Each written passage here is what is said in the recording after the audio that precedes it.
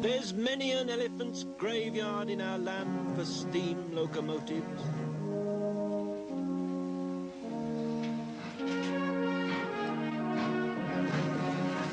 But there's only one Great Western.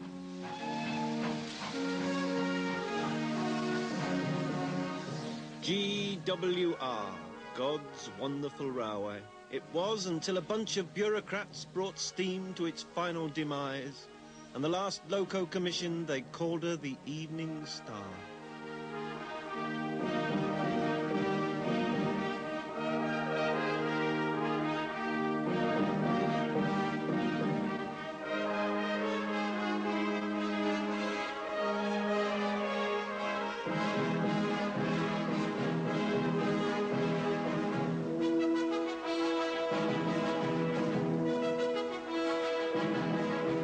But the Titfield thunderbolt spirit in the heart of every true Briton fought back.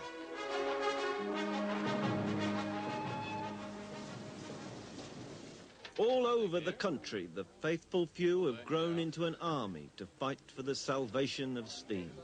And a great victory was won at Didcot, when the Great Western Society set up their charitable trust.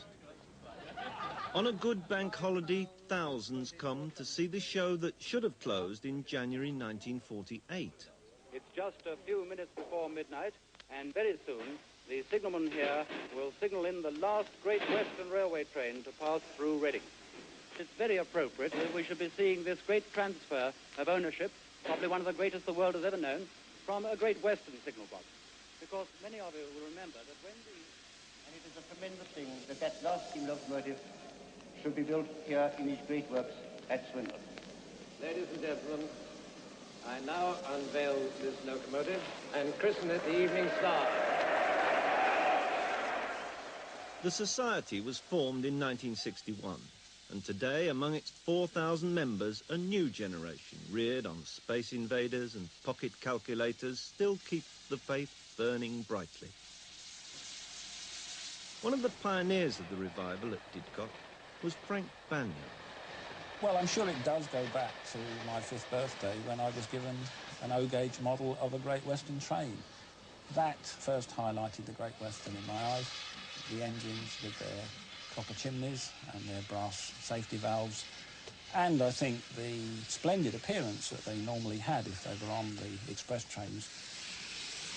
When it became obvious in the early 60s that steam locomotives were going to disappear, a group of schoolboys who lived in the Southall area were familiar with the little tank engines and the auto coach, which used to run about as a set, and decided that if nothing else, they would try to preserve one of these. And the Great Western Society was formed. And they didn't stop there. Having found them with one full-sized train set, they soon wanted more. More engines and bigger engines. Castles, manors, halls, small prairies, large prairies, all saved from a fate as scrap. These should have been safety razors or Ford Fiesta cars by now. But here they are, cosseted by the Society, with a turntable big enough to turn the prize. The Druthlewin Castle in its original Brunswick green. There's no shortage of spectators ready to buy a ticket and capture every rivet on film, and their admission fees help pay the Society's coal bill.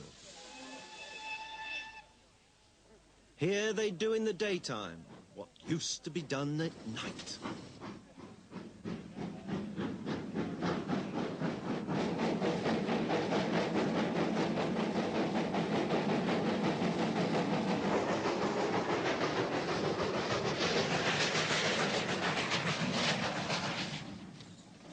Day mail from Didcot. Were there real letters in those bags?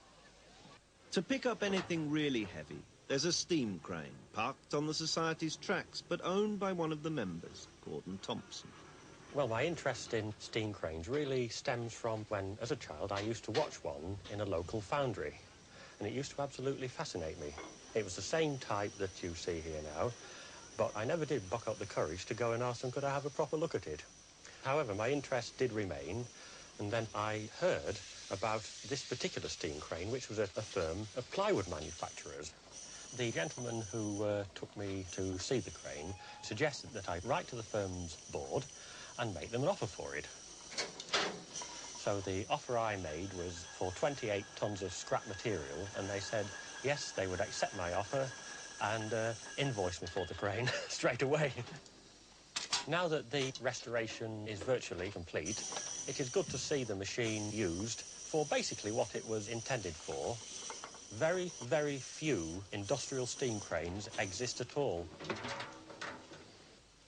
It's not all steam. The Society's expanding into the small stuff of bureaucracy. Fred Gray. This is a general Great Western office scene, and I am completely surrounded by all those items which went to make up all the necessary articles to run an office.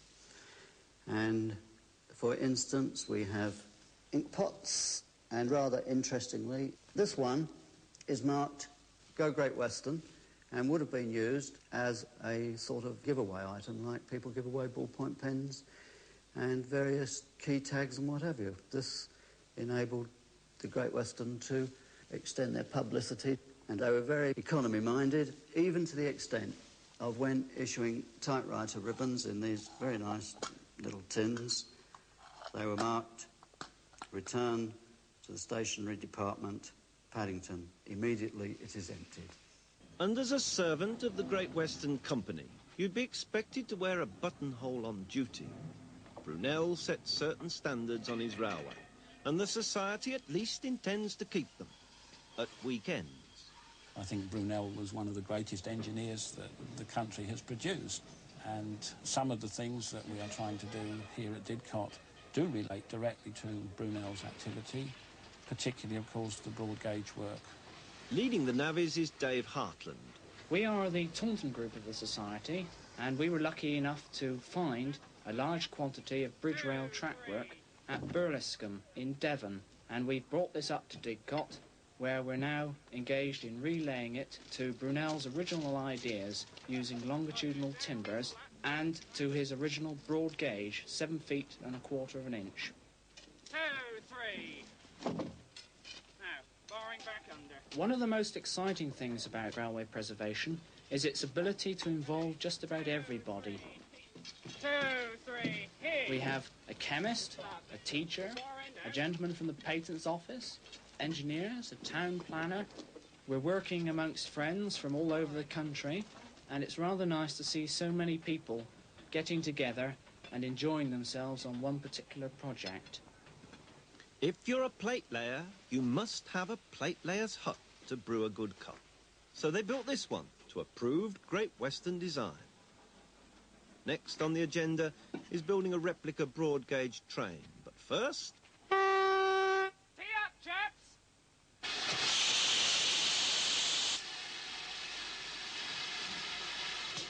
They're all pure Great Western men in this Society, with standards and so many plans.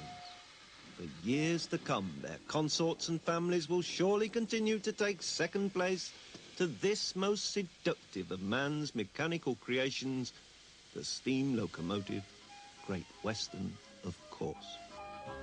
Come all you young maidens, take a warning from me. Shun all engine drivers and their company.